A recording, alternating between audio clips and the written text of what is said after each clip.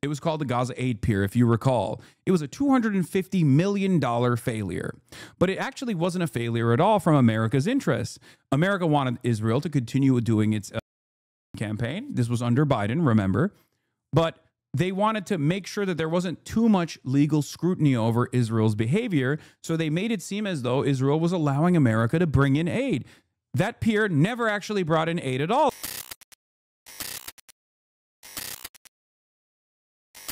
All right. One of the first things I wanted to talk about is this Isaac Chotiner article, because this is actually, I mean, Isaac Chotiner is very good ripping people apart in the by just simply asking questions, and also asking follow-up questions. He's done this many times with like radical settlers and things of that nature, right? So I think it's good for getting people on board. I think it's good for getting people to understand what's going on, especially people that are still in the margins or whatever, right? And I'm going to cover this because I saw Chris Hayes say something that I disagree with, even though Chris Hayes is a HasanAbi head, and much love to Chris Hayes.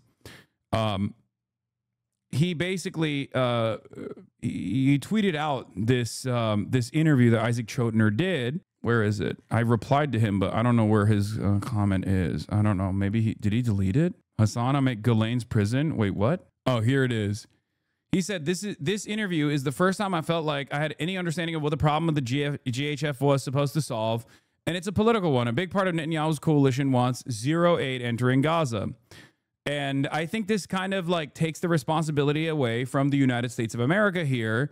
And so I replied to him. I said, GHF is as American as the fake aid pier. It is all crafted to offer plausible deniability to Israel's deliberate starvation policies in the eyes of NGOs/media. It's clearly worked on some, since they're only realizing it now. Okay? So without further ado, and I will talk about Bernie Sanders as like genocide is a legal term take later.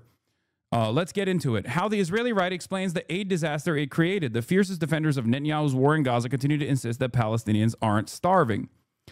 Last week, in a piece for The Guardian, Nick Maynard, a volunteer surgeon at a hospital in southern Gaza, wrote, I've just finished operating on another severely malnourished young teenager. A 7-month-old baby lies in our pediatric intensive care unit, so tiny and malnourished that I initially mistook her for a newborn.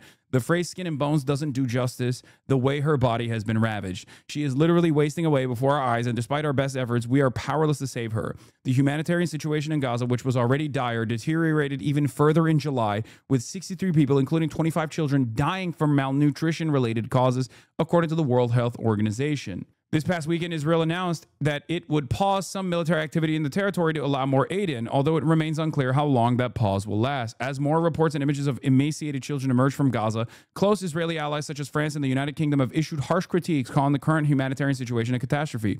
Emmanuel Macron, the president of France, announced that his country would become the first member of the G7 to recognize a Palestinian state, and Keir Starmer, the British Prime Minister, also pointed to do so unless Israel agrees to a ceasefire. On Monday, even President Trump acknowledged that children were going hungry. Israeli Prime Minister Netanyahu, meanwhile, has continued to insist there is no starvation in Gaza. 2 Israeli human rights groups have begun referring to Israel's actions as genocide. The scale of the crisis has also caused a number of American politicians and commentators, including defenders of the war, to argue that more aid needs to be allowed into the territory or that the war itself has become unjust. Amit Segal, the chief political correspondent for Israel's Channel 12, is widely considered one of the country's most influential journalists. Segal is a prominent defender of the Netanyahu government. He has written on topics such as what he calls the settler violence scam and the need to annex parts of Gaza. This man is a chief Hasbarist, a chief genocide defender. Okay, Amit Segal. Important. This is who Isaac Chotiner is interviewing. Okay. Last week, he wrote a piece for the Free Press in which he said that Gaza may well be approaching a real hunger crisis. Now, the Free Press is directly an arm of the Israeli mouthpiece. Okay. The Free Press, Barry Weiss's operation, works in tandem with the Israeli government. Okay. Just so you understand. So when you hear something from Barry Weiss's outlet, the Free Press, understand that that is the Israeli government's position that is being massaged for the Western audience. You could say that the New York Times plays a similar role as well, But the free press is playing an even more direct role in this process. This is not like a conspiracy theory. This is not me being like a fabulist at all. It is straightforwardly an arm of Western propaganda for the Israeli state. Okay? Dropsite did extensive coverage on this. A pro-Israel nonprofit is funneling news content through Barry Weiss's Free Press. As Weiss's news organization explores a deal to sell to CBS, much of its content on the Middle East is produced by a shadowy think tank tied to pro-Israel advocacy. And now she's getting $200 million in a potential CBS merger as CBS moves further in the right-wing direction. Just understand how connected and intertwined this kind of nefarious propaganda is. This is an influence peddling operation to try and present what Israel is doing as not crimes, but simply a real need for Israel's violence, a real need for Israel's brutality. And they are directly, through funding measures, insidiously connected to the Israeli state as well. We'll cover that later. But understand that when they say, oh, this is just a sequence of mistakes, when Free Press writes a sequence of mistakes that has led to the real hunger crisis, that is not a mistake at all. That is the new mechanism of propaganda for the Western world that Israel is trying to dish out. Okay? He approvingly quoted the Israeli journalist Haviv Retik Gur, who said, "It's hard to convince Israelis of that because literally everything said to them for 22 months on this topic has been a fiction." He also wrote that without Hamas's gleeful hoarding of food, again, a lie, Gaza would not be facing the current food shortage. The following day, Reuters reported that an analysis conducted by USAID found no evidence of systematic theft of U.S. humanitarian supplies by Hamas. Another report in the Times said that Israeli officials privately agree that Hamas has not systematically looted United Nations aid, directly contradicting a central talking point in the Israeli war effort. So, understand that the Gaza Humanitarian Foundation was not launched out of nowhere. This was a deliberate effort created by the Israeli government and the American government, and crafted almost entirely by the Boston Consulting Group, utilizing mercenaries that were already in operation in the Gaza Strip, American mercenaries, to basically create these aid traps, okay? Aid traps that play a role in PR for Israel. Because as I've said before, the one thing that all of these NGOs will non-starter is denial of aid. Okay? Even if, like Human Rights Watch, for example, that was founded by a Holocaust survivor who literally after October 7 said Israel's actions are not genocidal, why did he change his attitude?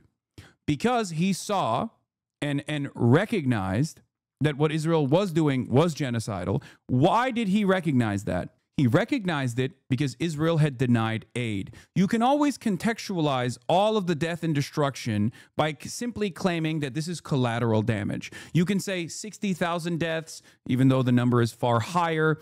18,000 children have been slaughtered mercilessly by Israel, but that's actually war casualties. That's just collateral damage in precise targeting operations that are sometimes imprecise. There is a legal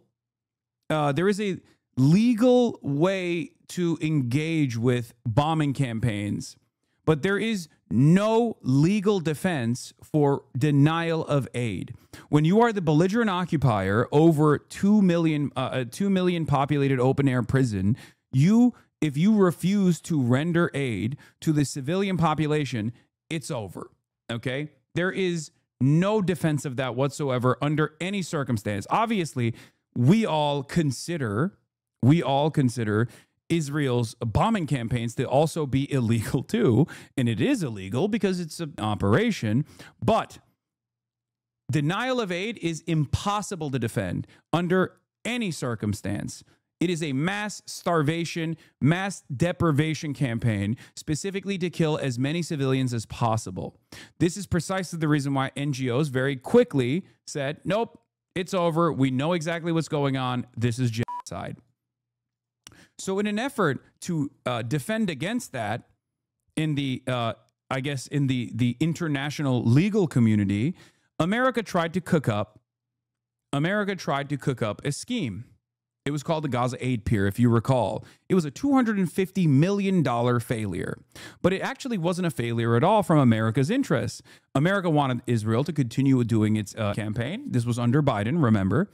But they wanted to make sure that there wasn't too much legal scrutiny over Israel's behavior. So they made it seem as though Israel was allowing America to bring in aid.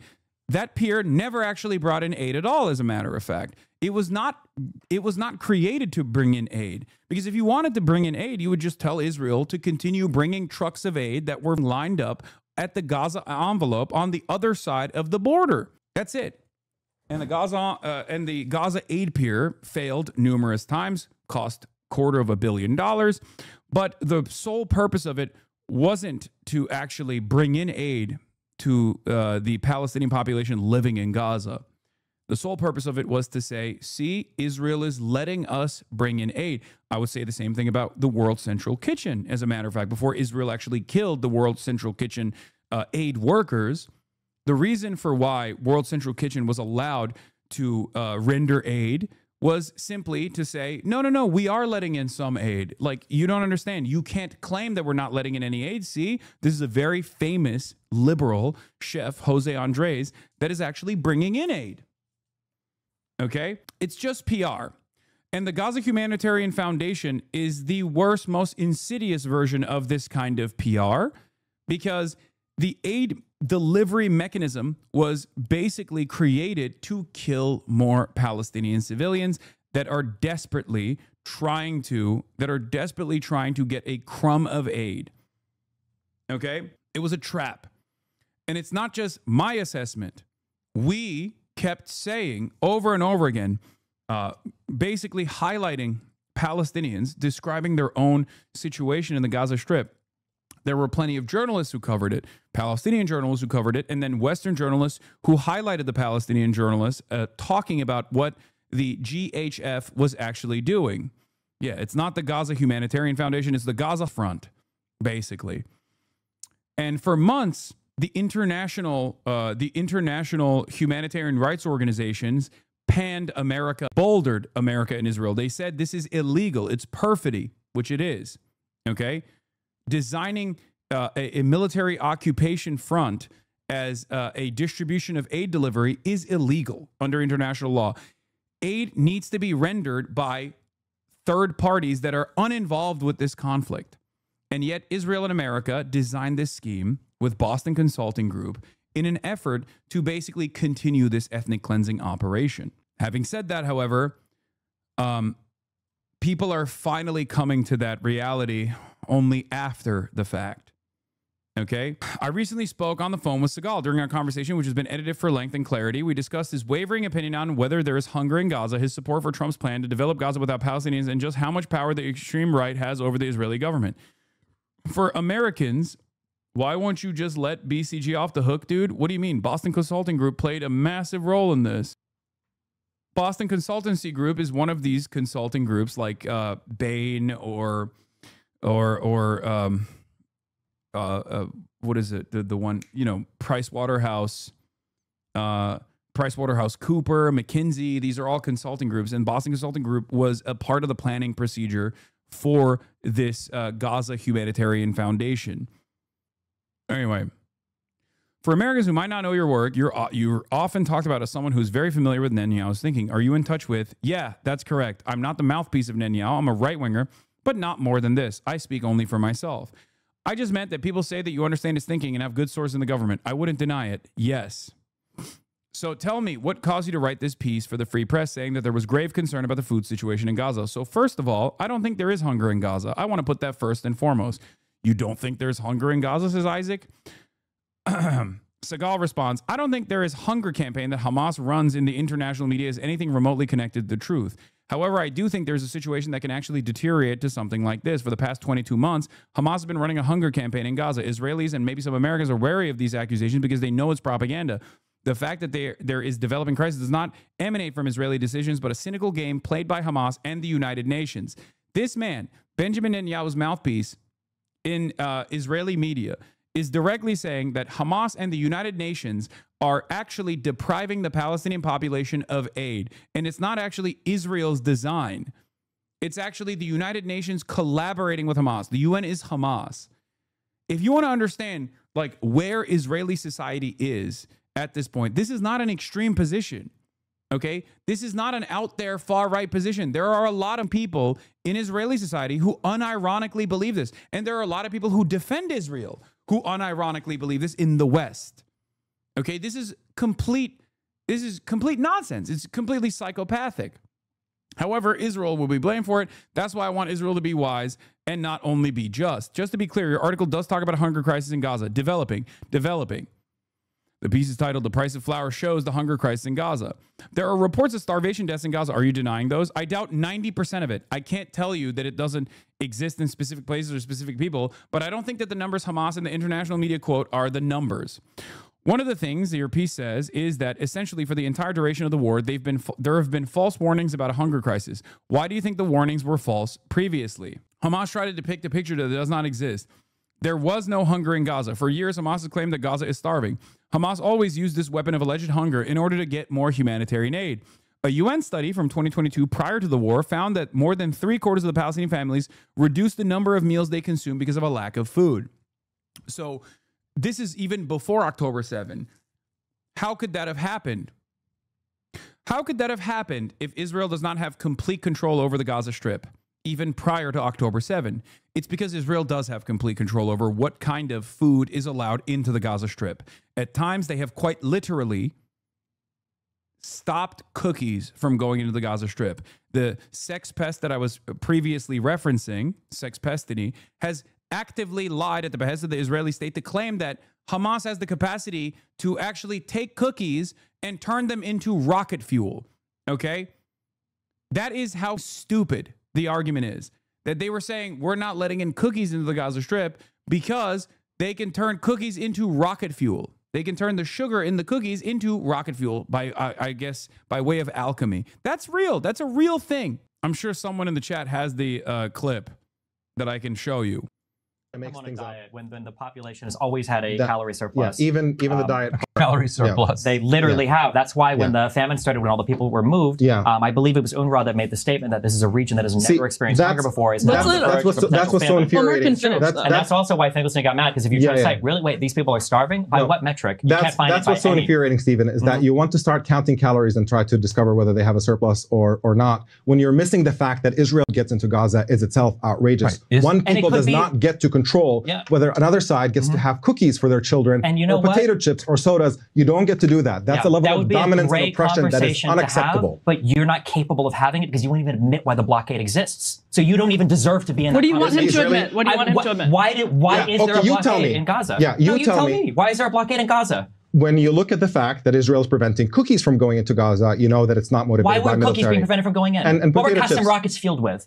Yeah, with cookies? Yeah. With sugar and fertilizer. Yes, that's how they made it. So we're going to deny Palestinians in Gaza sugar because it might be used. For the record, this wasn't enough for people to go, hey, man, I think you're out of your mind and you're simply just repeating whatever Israel has claimed as a verifiable truth. There is no mechanism to turn the sugar inside of cookies into rocket fuel. Okay? And if that was the case, then Israel would not have allowed cookies to ever enter the Gaza Strip, which they did. Why did they let it enter the Gaza Strip? Well, they did because John Kerry saw that it was actually not allowed. And he was like, what the fuck are you guys doing? Why won't you let pasta into the Strip? And then they were like, oops, okay, I guess we'll let some pasta into the Gaza Strip. That's it. Toilet paper, pasta, cookies, flour. It's ridiculous. Anyway, I'm mentioning all of this because, I mean, there's a purpose for why I'm mentioning this, okay? The reason why I'm mentioning it is because Israel makes ridiculous claims for every single point of oppression when they are talking to the Western world.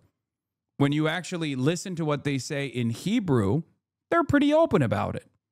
The same person that speaks, the same Israeli American, for example, that speaks very differently when they are talking in English will then literally turn around in Hebrew and be like, this is awesome. We love that we're starving these people and they're not even people at all. Okay. But in English, they'll be like, oh yeah, there is a little bit of a starvation, I guess, taking place. So we have to do something about it. Oops. And for the record,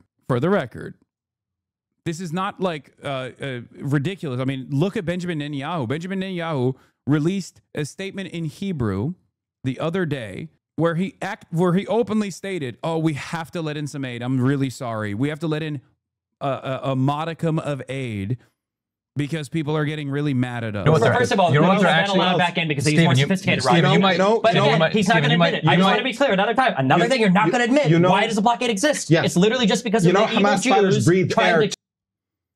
Anyway, it's just so stupid. Let's continue. The Times reported that at least 20 Palestinian children had died from malnutrition and dehydration. So we're not denying that people have died, right? No, we do not deny that people died. We are just not sure that people died from dehydration or starvation. That report I just quoted was from March of 2024. I see. I beg to differ with the New York Times because the New York Times bases its reports on Hamas sources.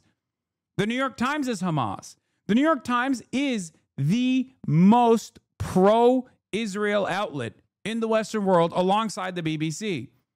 And these guys are saying the New York Times is Hamas. The New York Times relies heavily on stringers in Gaza that have two options: either report what Hamas wants or die. And I blame the New York Times for this. The head of the legal department of the New York Times told me, "How can you blame us for writing what Hamas wants? Our journalists died because in the past they reported things that Hamas didn't like." This is a lie. That person told you this on the record. They wanted to sue me when I claimed that they relied on stringers who collaborated with Hamas. So they told you this privately. Yeah, you can quote it. David McCraw, the lead newsroom lawyer at the New York Times, was identified to me later by Segal as the person who allegedly said this. McCraw told the New Yorker, "I never said any of that. We never threatened to sue him, and our journalists have not been killed by Hamas." In 2023, McCraw asked Segal to make corrections to some statements he had made on social media, including that the Times employed ISIS-embedded stringers. So even if we take into account the fact that 20 children died to dehydration, which I doubt, and which the IDF doubts, there is no way to double-check it. And then in parentheses, in the past several days, a number of news organizations have called on Israel to allow international reporters to enter Gaza, something that it has thus far largely restricted them from doing. What can make hunger in Gaza is the unholy coalition between the UN and Hamas. Each and every organization in Gaza has to pay at least 15 to 20% of the humanitarian costs. Hamas. We have to starve the Gazan children because Hamas. The UN is Hamas. The New York Times is Hamas. Everyone is Hamas. Sometimes the Israeli hostages that were released are also Hamas. Everyone is Hamas. The IDF is Hamas at times. Everyone is Hamas. This is not a sustainable worldview, okay? It's not. It's ridiculous. And it's been ridiculous since day one, especially when you realize that what they're talking about when they say Hamas is the understandable notion that Palestinians want liberty. They want freedom. They want sovereignty. That is what Israeli society broadly declares as Hamas. Okay? Do you understand? Anyone and everyone who opposes Israel's death and destruction campaign is Hamas. Yeah, by the way, Segal literally is calling the New York Times Hamas. Amit Segal, the New York Times' campaign to prop up Hamas. The New York Times caused a stir by anonymously quoting two senior Israeli military officials who claim that the IDF has no proof of Hamas systematically stealing aid from the UN. But as is often the case with the Times report on the war in Gaza, this one should be taken with far more than a grain of salt. I once called an Israeli politician to inform him he'd been caught red-handed voting twice in the parliament. The legislator immediately denied it. That's not true, he protested, but there's camera footage, I said. Who are you going to believe, he snapped, me or the camera? Anyway, this is just a long, convoluted way to say that the New York Times is relying on Hamas once again, which, again, you need to understand something, okay? You need to understand something. Hamas sources are 100% more reliable about what's going on in Gaza than Israel is. Israel has a track record of consistently lying about everything. Hamas does not have that same track record. They cannot afford to lie about shit. And even though they do not lie about things, people still don't treat what their statements look like as the truth. It is ridiculous. Okay? And I'll give you the example. The greatest example of this is the Palestinian Health Ministry in Gaza. Okay? The Gazan Health Ministry's estimates of death and destruction is incredibly conservative. Okay? It is incredibly conservative. It is an undercount by hundreds of thousands at this point. Okay? The number that you hear all the time is like, oh, 60,000, 18,000 children. We all, at this point, know it is a severe undercount.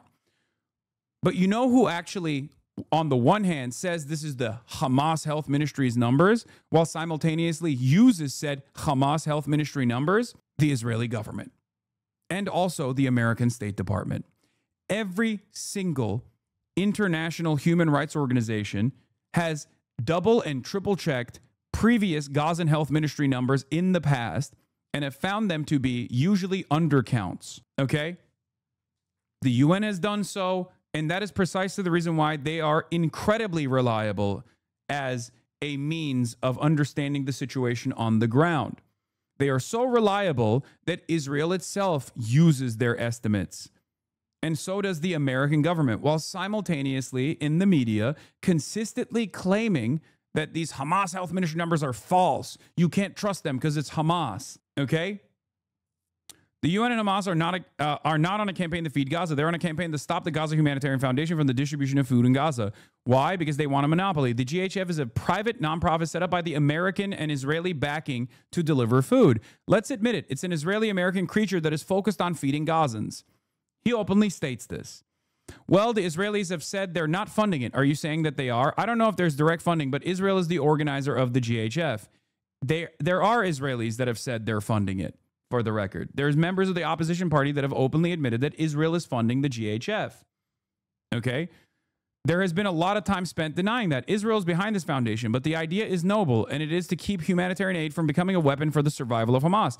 Now, here's the question for you. Why is the UN obsessed with the GHF? The hundreds of people who have been killed at GHF sites, asks Isaac. It's not even hundreds. It's actually more than 1,000 at this point. No, this is what Hamas claims and what the New York Times quotes. By the way, the vast majority of people killed in the GHF were killed by Hamas. Hamas tried to kill and shoot people who came to take food from the GHF because the purpose is to save Hamas's regime. American mercenaries at this point have openly revealed that they are the ones who are shooting the Palestinians that are at those aid delivery locations. American mercenaries have openly revealed that the IDF is also shooting tank shells into crowds. The Israeli occupying forces' own veterans that have directly participated in this shooting at Palestinian civilians at the point of aid delivery have openly admitted that they are the ones who are shooting at people who are trying to get aid. There are videos, there are countless hours of videos of unarmed civilians begging for their lives, trying to get to the point of aid distribution while being shot at with Israeli weapons.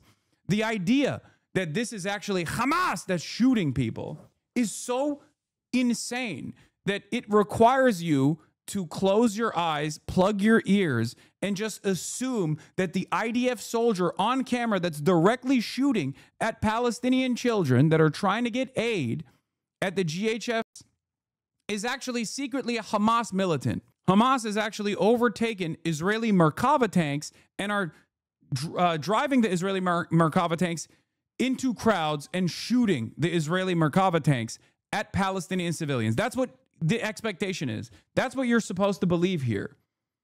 It is fucking insane. The GHF contractor told Senator Van Hollen directly that he was directly told the GHF's client was the IDF and to never disobey them again. Okay? His name is Aguilar, the Green Beret, who came out and is on video, on the record, talking about all of the numerous atrocities that the GHF has contributed to in the Strip at aid sites. Okay? Yeah, this is a good point. If Hamas was actually doing all of the shooting, then Israel would have no reason to not let journalists see it. Former U.S. Green Beret Anthony Aguilar says he routinely witnessed Israeli forces firing artillery tank rounds and mortar rounds in the crowds of unarmed, starving Palestinians at GHF aid sites in Gaza. I witnessed war crimes, the GHF security contractor told the BBC, calling the attacks indiscriminate and the most brutality he's seen in his life. Into a crowd of people, destroying a car of civilians that were simply driving away from the site. I witnessed mortar rounds being fired at the crowds of people to keep them controlled. As a professional soldier. Here, this is the Aguilar, Chris Van Hollen conversation, okay? This is how Aguilar found out that the Gaza Humanitarian Foundation client was the IDF. At one of the distribution sites in Gaza, some starving kids have been lifted up onto a berm to save them from being crushed. An Israeli soldier tells the GHF soldiers to get them down, or he would. Aguilar tells him to calm down, so the Israeli official radios a nearby IDF position to shoot the kids. Aguilar intervened and prevented the murder. One of his superiors then took him outside and told him to never say no to the client again. Directly to my face that our client is the IDF. Your client is the IDF. Our client is the IDF. And this came out in a discussion once where I was in the control room. I was on I was on control room duty that day. They're mercenaries. So yes, their client is the IDF. This is how mercenary work works. This is why the term mercenary is one that is repulsive to the average person. Your business and your job is to sometimes kill children at the behest of the Israeli military. If that's your client and as the Israeli military wants to kill children, you can't say no. Shifted responsibility place. So I was in there that day with the radio observing site number 2 distribution. A Palestinian man had picked up some children to let them step on his shoulders to get onto a berm because they were being crushed in the crowd. Site 2 is very small, smallest of all 4 sites. And these children are being... Remember, if you were unfamiliar with the Gaza Humanitarian Foundation, you might have seen them on Ethan Klein's Instagram stories as he consistently kept defending the GHF with all of its press releases over and over again, adding me on his Instagram stories saying, here are your favorites. The GHF says, the Gaza Humanitarian Foundation says it's Hamas that's doing the killing. When it was actually the GHF in unison with the Israeli Defense Force, which is their client, that was actually doing the killing at these aid distribution sites. He kept doing that over and over again until this past week, when the starvation campaign had reached its boiling point and it finally broke through to Western audiences, he turned around and literally brought up Sudan. Okay? Hasan trying to not bring up E or D every 30 minutes, impossible difficulty. Do you think that we should let propagandists for this genocidal campaign get away with it simply because they're online propagandists? Do you feel like this doesn't have any bearing on the story at all? Do you feel like it's totally unimportant? Because at this point, it's no longer drama. At this point, it is quite literally a person that is spending every single waking moment defending Israel. Okay? And then recently, once the starvation campaign became so overt, he posted this. Ethan Klein resorts to Zionist deflection tactic. What about Sudan? Trump has the ability to end the famine in Gaza with a phone call. Negative media attention made Western leaders force Israel to let in more aid. Why the hell does that bother pro-Palestinian Ethan Klein? Meanwhile, in Sudan, also strange that Ethan shared a screenshot of an outdated version of a wiki article. The page currently cites 700,000 as the number of children malnourished, not deaths. So where did Ethan get this screenshot? He likely copied it from an anti-Palestinian Hasbras. Also funny to see multiple removed and downvoted posts on the H3 subreddit from fans that haven't yet recognized the Kleins are demented Zionist Hasbras who are deeply invested in defending Israel. Was Hila praising IDF killing child-killing pilots not enough for a wake-up call? What is the context of Ethan posting about malnutrition deaths in Sudan? I don't understand the point of this post. Is he pulling a whataboutism with Gazans and Sudan's famine? I understand he's trying to make a statement about his enemy's virtue signaling, but why would you compare one famine to another when there's plenty of other low-hanging fruit to show hypocrisy? Just because someone says that they're a stalwart ally of the Palestinians doesn't change their output. If their output is entirely around constantly deflecting the attention away from Israel, constantly defending other to work alongside Israel that is doing a genocide, then you're not actually anti-genocide at all. You're pro-genocide. Yeah, this was the other thing that I saw. Has Ethan Klein ever even once mentioned Sudan prior to the world finally beginning to take issue with Israel's forced starvation in Gaza, now that it's reached the point of mass death? Just because this person is an online content creator doesn't change the reality that they are actively and deliberately defending Israel. Okay, defending Israel's starvation campaign, defending Israel's genocide. Before this, he kept repeatedly posting, and I'm sure someone has the link for it, kept repeatedly posting statements, GHF press releases, at a time when, if he had actually done a little bit of research, he would have recognized that the United Nations was literally screaming about the GHF being a scheme, an illegal war crime scheme. Here it is. Hasan Piker, come get your freedom fighters. GHF statement on operations. Hamas is the reason hundreds of thousands of hungry Gazans were not fed today. The group issued direct threats against GHF operations. CC at Hasan Piker, your friends at Hamas are in desperate need of spin. Urgent statement from the Gaza Humanitarian Foundation. The very same evil entity that we are currently talking about, Ethan Klein has literally defended over and over again. Now that it's getting to a point where it's indefensible in other people's eyes as well, finally, Western media is like actively talking about this, okay? He has now moved on to deflect the attention away to Sudan, which is the rapid support forces in Sudan also doing a man-made created famine. They are doing this with Israel's ally, the United Arab Emirates. The United Arab Emirates, which gets all of its weapons from the United States of America, is backing another ethnic cleansing campaign in Sudan.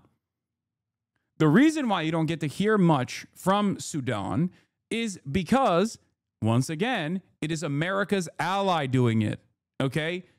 And it's very strange that a country that is aligned with the UAE, Israel, and its defenders will only simply use the famine that is taking place in Sudan that is, again, backed by the United Arab Emirates, an ally of Israel. They only bring this up as a deflection point to be like, well, you care about the famine in Gaza. Why don't you care about the famine in Sudan? And it's crazy because we have talked about the famine in Sudan. He has not. The only reason why he brings this up is because other people are talking about what's going on in Gaza. It's just a prop.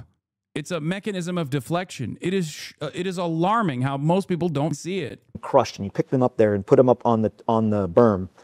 And the Israeli Defense Forces liaison officer in the main control center with us comes up to the screen that I'm watching and he says, "Tell your men to get them down."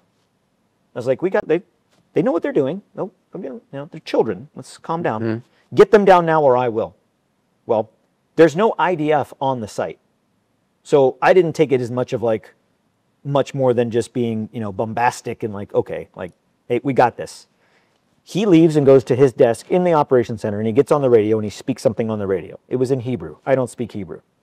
One of the contractors that was there was American that did speak Hebrew, and he notifies me. He said, "Hey, he just told the snipers at the IDF position, because the site number 2 is co-located with an Israeli base."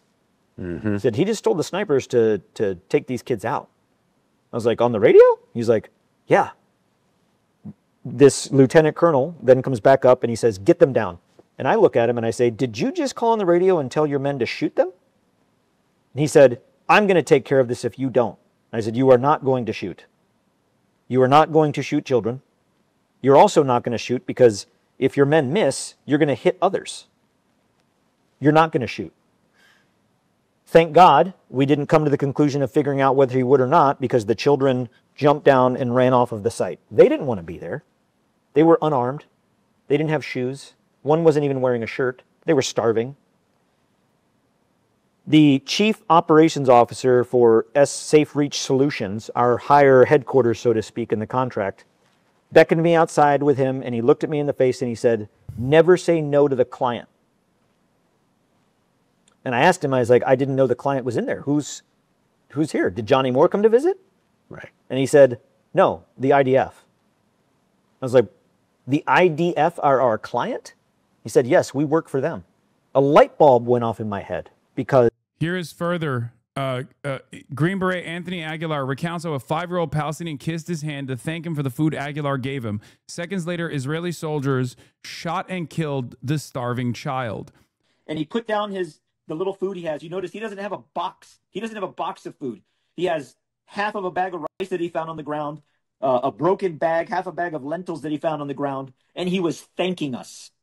Thank you. This little boy, from where he came from, walked 12 kilometers to get there, just to get there. 12 kilometers. Look at this boy. And when he got there, he thanked us. This is what Trump is talking about when he says he gave $60 million, by the way. He's talking about the GHF. That's what they actually added a spending package on. This aid distribution death trap. Okay? Understand. When he says, oh, we gave $60 million, he's talking about the $30 million that the Trump administration gave recently, this past week, is the GHF aid distribution scheme, so they can fund the mercenaries. The remnants and the small crumbs that he got, and he sets them down on the ground, because I was kneeling at this point, and he sets his food down, and he places his hands on my face, on the side of my face, on my cheeks, these frail, skeleton, emaciated hands, dirty. And he puts them on my face and he kissed me. He kissed me and he said, "Thank you," in English. "Thank you." And he collected his items and he walked back to the group. And then he was shot at with pepper spray and tear gas and stun grenades and bullets shot at his feet and in the air. And he runs away scared. And the IDF were shooting at the crowd. So they're shooting to control the population that's along the Marag corridor. And as they're doing that, they're shooting into this crowd. And Palestinian civilians, human beings, are dropping to the ground, getting shot. And Amir was one of them. Amir walked 12 kilometers to get food, got nothing but scraps, thanked us for it, and died. I served in the Army for 25 years. I've been shot 3 times in combat. I'm pretty tough. This gets me every time because, to what you're saying, the dehumanization.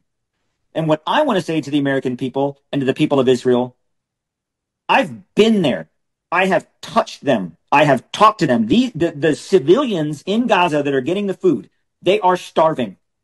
They are not animals. They are human beings.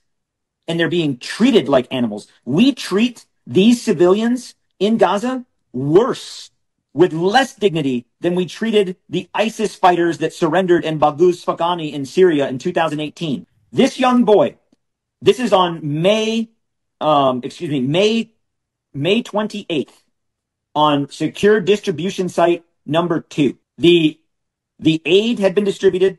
A lot of people had left. You see behind, there's a crowd of people still with their boxes, kind of getting ready to leave. And this little boy, his name is Amir, and he was standing, he was with the crowd. I think this is why I always say, if the New York Times accurately covered what was going on since October 7, you would have a lot more people who feel as angry and as resentful as you do. Okay? There is a reason why so many people have come after me since October 7, 2023, trying to get me deplatformed. It's because I have, in my coverage, first and foremost, always relied on Palestinian reporters, Palestinian journalists, Palestinians who are basically describing their own demise, their own conditions on the ground. On the other hand, a lot of mainstream media outlets have entirely relied on the Israeli narrative. From Israeli envoys, Israeli officials, Israeli military commanders that go on television and go to the New York Times to specifically contextualize why these violent incidents are taking place and how it's actually normal and how it's actually good. And if it's bad, it's just a mistake. Do you understand? That's it. That's it. It shouldn't be left up to Americans to finally have the Western world pay attention to this. But that is the unfortunate reality, that only when an Israeli military official anonymously gives a quote to the New York Times does it get reported on as though it is the God's honest truth. Only when it's an American soldier that reveals this information do people actually start paying attention to it. Unfortunately, real journalism relies on covering all angles. Real journalism relies on refusing to cover a blanket statement coming from a government entity that has consistently lied over and over again. Israel has lied so much, as does every government, okay? This is not exclusive to Israel, but it's crazy that, like, Israel has lied in such immediately dismissible ways that no institution that cares about the truth, no reputable outlet, should ever take their word at face value. After the 11th time, you're supposed to go, I think you're lying about this, like you did the past 11 times. And yet, even to this day, 22 months into this ethnic cleansing and starvation campaign, this genocide, the only way that you can get any information that is at least close to the truth of what has been going on for months and months on the ground in Gaza is when an Israeli official admits to it. It is devastating. What a great abdication of responsibility from Western news reporters. And I know people in these newsrooms. I know people that are actively fighting, that are trying to get the truth out, that are trying to get the word out, and they get stopped every step of the way. It is alarming, but it is also the reason for why. It is alarming, but it's also the reason for why so many people do not trust mainstream institutions anymore. Okay? And for what purpose? The New York Times does this ass-covering operation for the Israeli state only to have defenders of Israel consider it a Hamas newspaper anyway. The Bill Ackman point comes to mind. The New York Times finally wrote a report on famine because it's become undeniable. And because these guys obviously have an interest in presenting themselves as a credible institution, when too many people are talking about an issue, they have to cover it. So they did. They covered the famine that is taking place in Gaza, okay? And in the process, they basically turned around and actually got yelled at, okay? They got yelled at nonstop because one of the people, one of the victims, one of the child victims of starvation, was a child with a genetic disability. Israel thinks this is a good way to flood the market with a counter narrative that, like, people are lying. People are lying about what's going on. Here, Bill Ackman has been posting about this nonstop. They did this thing, okay, where the New York Times basically stated that the photo, the viral image of one of the hundreds of children that have starved to death also had a genetic condition, okay? A genetic disability. These guys pushed this narrative by way of the New York Post and all these other Hasbara institutions, okay, to criticize the New York Times. The New York Times buckled, and in the process, they wrote this editor's note. The editor's note isn't as bad as I think people are reading it as, because it doesn't actually lend credence to the fucking smears, but I think it's ridiculous that they even had to post an editor's note such as this one after all of the reaction and the retaliation from pro-Israel groups. We have appended an editor's note to a story about Mohammed Zakaria al-Mutawak, a child in Gaza who was diagnosed with severe malnutrition. After publication, the Times learned he also had a pre-existing health problem. Read more below. Okay? Children in Gaza are malnourished and starving, as New York Times reporters and others have documented. Vulnerable civilians, including Mohammed Zakaria al-Mutawak, who is about 18 months old and suffers from severe malnutrition. We have since learned new information, including from the hospital that treated him and his medical records, and have updated our story to add context about his pre-existing health problems. This additional details gives readers a greater understanding of his situation. Our reporters and photographers continue to report from Gaza bravely, sensitively, and at personal risk so that the readers can see firsthand the consequences of war. There was no reason to add this. Okay? The mother of the child has been interviewed. She said, "My son was born in December 2023 during the war without any chronic illnesses. Doctors diagnosed him with macrocephaly, which they said was caused by nutritional deficiencies during pregnancy due to the Israeli war. Over the past 4 months of displacement, his condition worsened due to the severe shortage of food. That is when he developed acute malnutrition." She shared with Misbar a photo of the child taken before his health deteriorated. This pre-existing condition to which the Times refers is, in fact, deliberate starvation by Israel's genocidal war criminals. Now understand something. Does this change the reality? Does this change the narrative at all? Yes. Israel is starving all children, including disabled children. How is this supposed to be a defense of Israel's starvation? This makes no sense. It just makes the situation worse. And there are examples of this, okay? There are examples of this in history. The example is the Holocaust. To claim that, actually Anne Frank died of typhus. Line in service of outright Holocaust denial. There were many in the death camps and in the concentration camps that died of other fucking untreated diseases, including typhus. It is insane. So Israel's military campaign has not only caused these conditions to arise in children, but it's also still starving that child, even if that child had a genetic predisposition that had nothing to do with Israel's actions. What are we talking about? Israel's still starving that child. The only way, the only way you think this is an appropriate counter messaging campaign is if your head is slammed so far up other pro-Israeli accounts assholes that you think this does not look horrifying to the average individual that is watching from afar, that is shocked by the images of emaciated children. That's what's so crazy about this. These guys literally do not understand that people with a soul out there that see these starving children and then hear someone who's defending Israel go, nah, that starving child also had a genetic condition. They don't look at that and go, oh my God, I've been duped. I guess that child with a genetic condition deserved to die because of Hamas. They don't see it like that. They look at you and think you are 1,000,000 times worse than Hamas. Okay? Which is true, because you are. You are. If you defend Israel at any point, but especially now, you are 1,000,000 times worse. 1,000,000 times worse. It is ridiculous. It's not even comparable. Okay? It is not even remotely comparable. No more but Hamas. That does not work. That never should have worked, but it certainly does not work at this stage. Ridiculous.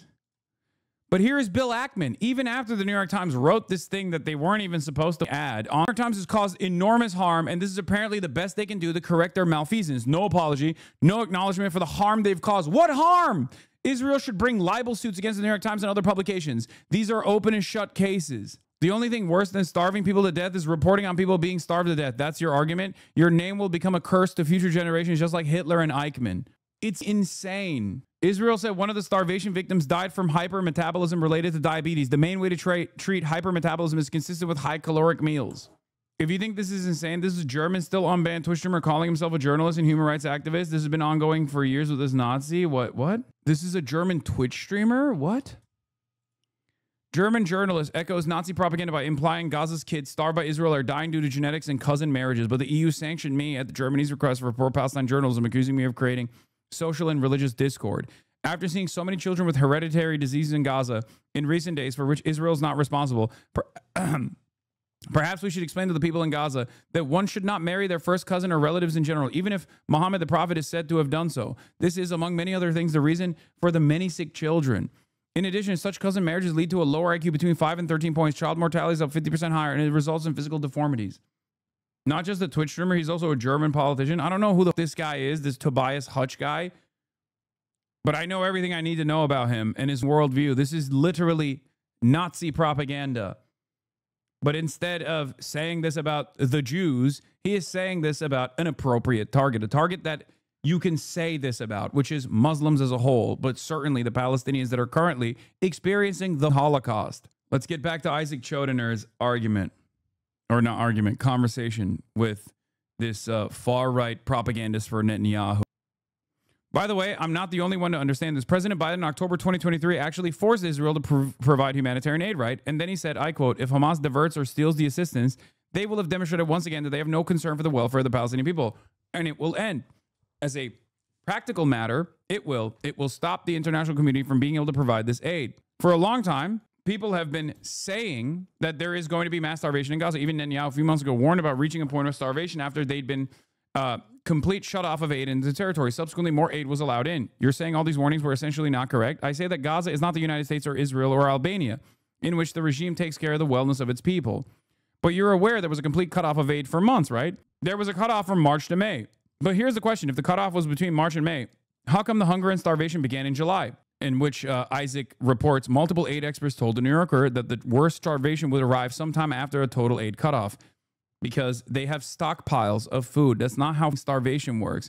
As Arif Hussein of the World Food Program told the New Yorker, it is a delayed effect. Households and markets will have some stocks, which they run out of if no further supplies arrive. And the answer is because Hamas steals the UN humanitarian aid in order to sell it or store it and sell it later.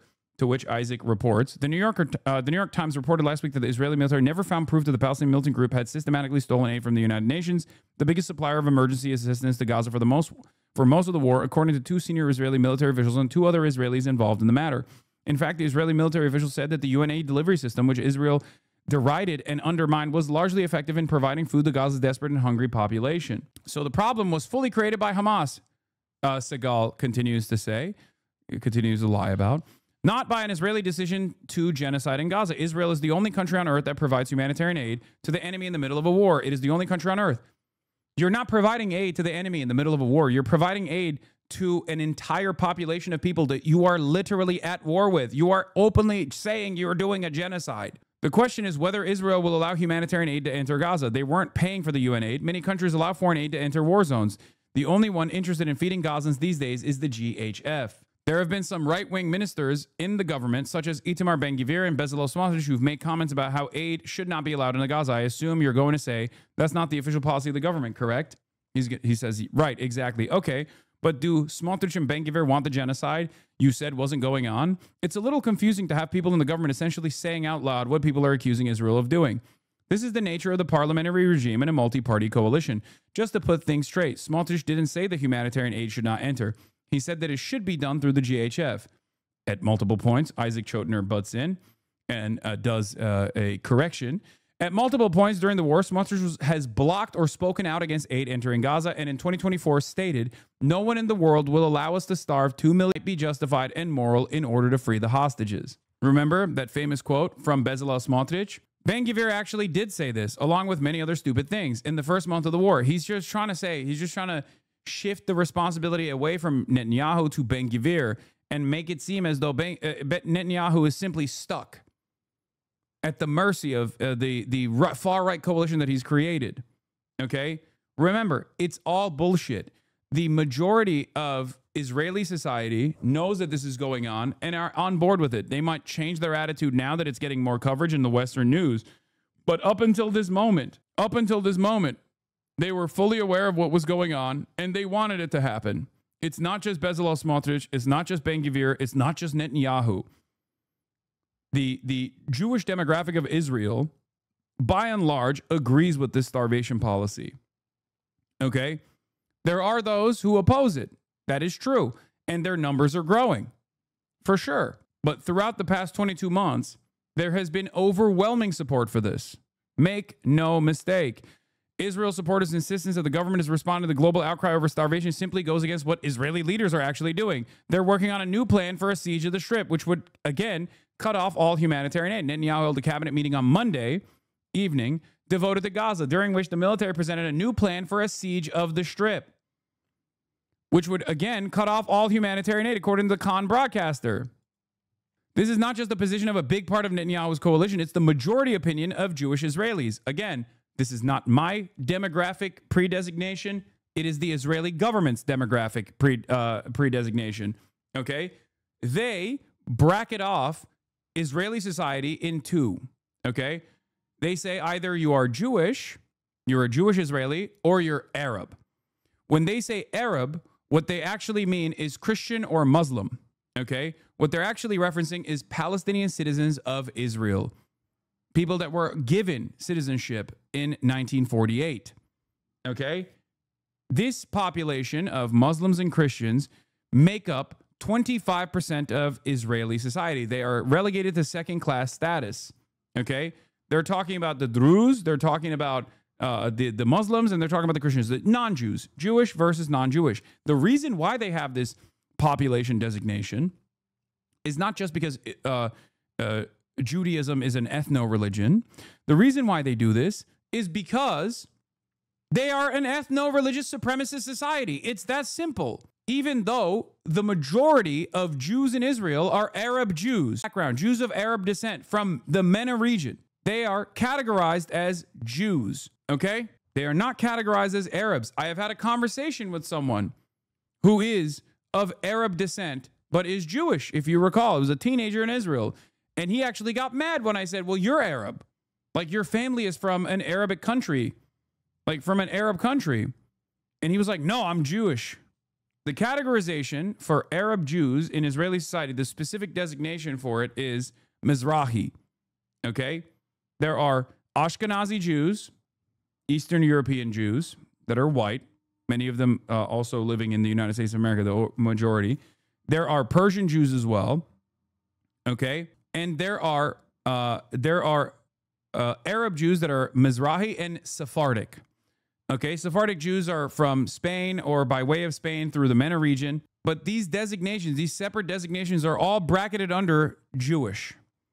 Okay? Full rights. But in any case, I sidestepped away from the Israeli demographics because I always have to repeat that point because I think it's pretty illuminating about how Israel treats its population. This is not just the position of a big part of Netanyahu's coalition, it's a majority opinion of Jewish Israelis. Here's one IDI poll from February 2024 showing 68% oppose aid into Gaza. A Channel 13 survey from May 2025 shows 53%, but it included Palestinian citizens of Israel. Palestinian citizens of Israel are the non-Jews in Israel that have Israeli citizenship. Okay? So understand that this position is not an unpopular one. It is one that is popularly backed by the Israeli population, regardless of what some people try to present it as. Oh, this is like not the majority opinion. This is just like a loud minority or anything like that. It's bullshit.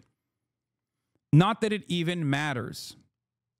It does not matter. You want to know why it doesn't matter? Because if America said tomorrow, stop this, cut it out, you're done, Israel would have to cut it out. Okay? Make no mistake. Yair Golan, the center-left politician, said on the fourth day of the war that we should not allow humanitarian aid into Gaza until the hostages are back. So it was a consensus. If you look at the indictments in The Hague against Israel, you would see many quotes, and many of them belong to the center-left, which is correct, by the way. He's trying to defend this human rights violation by pointing to the rest of Israeli politicians as well. Center-left my ass. This is what's confusing. If no aid should be let in, then people are going to starve. And you're saying that a consensus in Israel, but you're also saying Israel's not going to starve anyone. No, because it's two different things. First of all, there's a difference between a war that lasts, I don't know, a few weeks and one that lasts 2 years. And second, it's theoretical because when President Biden arrived in Israel in the second week of the war, there was a decision made by the Israeli cabinet that humanitarian aid would enter Gaza. Israel cut off aid completely, as we talked about, for over 2 months between March and May. And then after that, the Gaza Humanitarian Foundation was set up. And it was set up in part because Netanyahu didn't want to be seen as allowing aid into Gaza. That's why it was given this American imprimatur, because he didn't want to piss off the far right, which doesn't want aid to enter. No, not at all. This was a Smotrich initiative.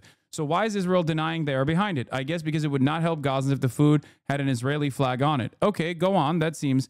There are rumors that Israel is funding the GHF. I haven't seen proof so far, but Israel is behind it. But I have to ask you something. You spoke about 20 children who died a year ago in Gaza from dehydration. If it happened, it's a tragedy. I don't think there is anyone who wants to see babies and children die. Again, bullshit. Israeli society or Israeli politicians, especially right-wing Israeli politicians, do absolutely want to see Israeli babies and children die, Palestinian babies and children die, because they have said as so. They've literally stated their desire for this. So the idea that they don't want to see this is bullshit. Many people in the Israeli cabinet, maybe on that, there isn't a single Israeli minister that wants to see babies die. You know how I know it? Because Israel has a nuclear weapon. If Israel really wanted to have a genocide, it would have done it already. I know it's a waste of time to speak to a liberal news outlet in the United States about the numbers. You won't find a single initiative by an Israeli cabinet minister that wants to kill babies on purpose. You know about Ben-Gvir and the wedding. Which one? Where there was dancing. Which one? Pretending to stab Palestinians. It was a disgusting event in which someone stabbed the picture of a baby, and it was disgusting. This was in 2015 at a wedding that Ben-Gvir attended. Dancing guests held up a photograph of a Palestinian baby who had been burned to death by right-wing Israeli extremists several months earlier, and one guest stabbed the picture with a knife. Ben-Gvir was the lead arsonist attorney. He later called the display at the wedding stupidity. And there were indictments because Israel is a law and order state. Ben-Gvir didn't do it. Maybe he participated. I wouldn't have taken part in an event like this. That's good to know. Okay, there are 7 big reports in the New Yorker about the so-called starvation in Gaza, but there are 0 reports about a genocidal event, the massacre of Druze in Syria, over the last few weeks, and 0 reports about 7 million displaced persons in Congo. Bitch, you don't care about any of that. What do you mean?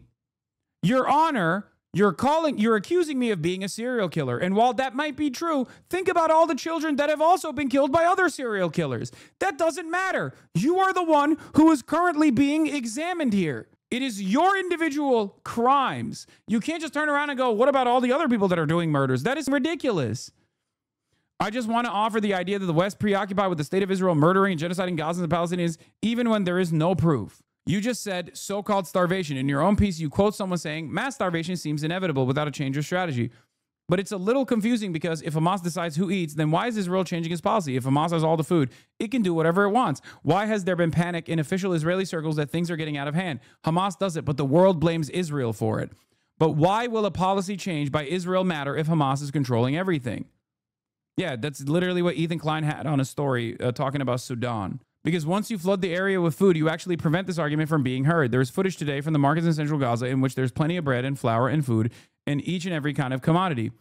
Isaac writes, when I followed up to ask what footage he was referring to, he sent me a clip that he said was from the Abu Ali Express, which Haaretz has called a news channel for PSYOPs. The video appears to show two young men in a room containing some food supplies, putting small snack packages in a bag. In 2021, Ben-Gvir tweeted a photo of two of you together and said that you signed a personal dedication for him in the book you had written. What was it? I don't really remember. I sold 80,000 copies of the book. Anyway, I'm going to skip that part. Let's take a step back. As you see it, what is the long-term goal of the war at this point? The long-term goal is to dismantle Hamas and Gaza both militarily and as a regime. The Times Magazine had a big piece a few weeks ago basically saying that this war has been continuing for political reasons for well over a year, and that Netanyahu essentially knew that there was nothing left to accomplish militarily a year ago. And one thing that's strange to me is that so much of the debate, both in America and Israel, includes these impassioned arguments about the purpose of the war. But the article and much other reporting about Netanyahu has made me think it's not even clear he believes he can truly dismantle Hamas. What do you make of that dissonance? The smartest thing for a politician to do, especially Netanyahu, is to win this war as fast and as decisively as possible. It is very unpopular to have an ongoing war, which is bullshit. Israeli society literally gets behind and rallies around the flag anytime Benjamin Netanyahu chooses to actively decide to bomb another country. Israeli society, by and large, gets behind him. Also, the idea that you want to disband Hamas is also bullshit. They don't want Hamas to disband. Hamas has said that they would disband. They've literally said that they would disband and allow a technocratic committee to take place and take over the control of the Gaza Strip. They've literally said that as a fire. Benjamin Netanyahu refused to allow that to happen because if Hamas goes away, they literally, or if the hostages are released and Hamas goes away, then there's no other reason to continue this death and destruction campaign, because the ultimate goal is to ethnically cleanse the entire Strip. Okay? It is to militarily occupy the Gaza Strip. It is to purge the Gaza Strip of all Palestinians. Now, the question is there an alternative for a faster end of the war? And there is one, that Israel withdrawing to the original borders, thus leaving Hamas free to rearm itself. We'd exchange all the hostages for every single terrorist and murderer who is imprisoned in Israel, including children, by the way. He's talking about children. Israel has 10,000 plus Palestinians under administrative detention with no real trial whatsoever that they have kidnapped. 2,000 plus of them that Israel has kidnapped since October 7, as a matter of fact. They picked them up from the Palestinian citizens of Israel. They picked them up from the West Bank, specifically as a bargaining chip. That's how little they care about the safety and security and dignity of Palestinians. They do not treat them as anything but bargaining chips. The Israeli government has allowed for literal teenagers to be detained indefinitely, permanently. Okay? There are so many war crimes and so many things that are otherwise considered completely illegal in this nightmare, this hellish dystopian nightmare of a country that is just regular practice. In my opinion, and Netanyahu's opinion, and in the opinion of many of Israelis, this would necessarily lead to yet another October 7 if they just withdraw from Gaza. So they have to ethnically cleanse Gaza. Oops, nothing else that they can do. After doing those horrible things, it would pave the way for another event. Even the leaders of the opposition, most of them, when you ask them whether they would end the war and have the same borders, say no. This is why you support moving all Gazans from Gaza. No, I don't support moving all Gazans from Gaza. You commented on Trump's proposal to remove Gazans from Gaza, that there is no way in the world that we could have hoped for something better. But Trump did not offer deportation. He offered immigration. The fact now is that Gazans are not allowed to leave Gaza. Egypt blocks all the roads. Egypt blocks all the roads. You block all the roads. You make Egypt block all the roads. All I want to do is let Gazans be like Isaac or Amit and to live wherever they want. If it's Gaza, so be it. If it's another country, so be it. Now, this is also bullshit, and here's the reality. The reason why this is bullshit, and unfortunately, this is the extent of Isaac Chotner's worldview, and it's this major limitation, is that he could just very quickly turn around and say there is a current proposal that the Israeli Knesset has fielded, okay, that dictates a concentration camp being created in the Rafah area. This concentration camp will house all of the remaining Palestinians, and its sole purpose is to deny them freedom of travel unless they are being deported out of the Gaza Strip. That is the current Israeli policy. Trump said they would not be permitted to return to Gaza. First of all, I'm not a spokesperson for Trump. You said you could not have hoped for something better. I support the idea of letting Gazans emigrate. And that's where it ends. And while we were having this back and forth, while we were reading this, another country, this time Canada, has mentioned their intention to recognize the state of Palestine at the UN General Assembly in September, subject to commitment by the Palestinian Authority to conduct reforms, Canadian Prime Minister says. Once again, this probably resembles the bullshit French conditional state recognition.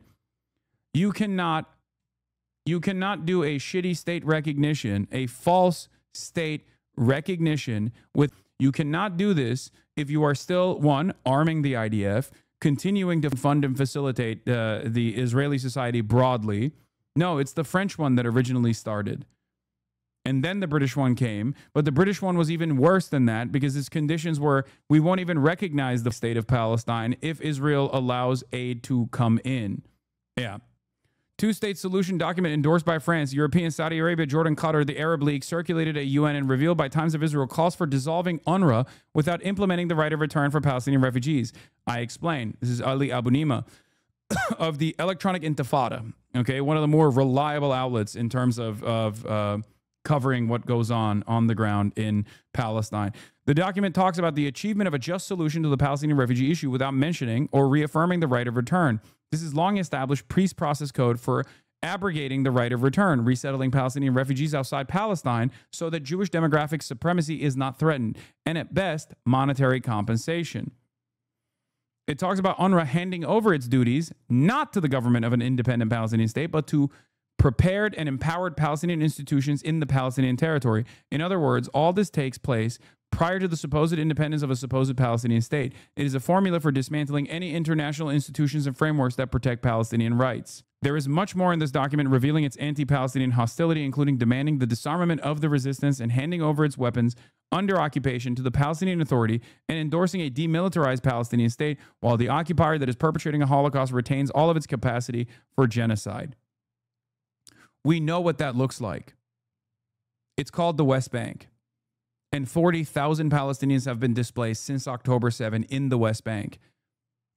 Israeli settlers, armed to the teeth by the Israeli government, getting weapons from the United States government, will go in and kill Palestinians and use Molotov cocktails to permanently displace Palestinians from their ancestral homes. And then the IDF will continue its bloodshed by killing the Palestinians that even are in the vicinity of the Israeli settlers. That's what they want across the board.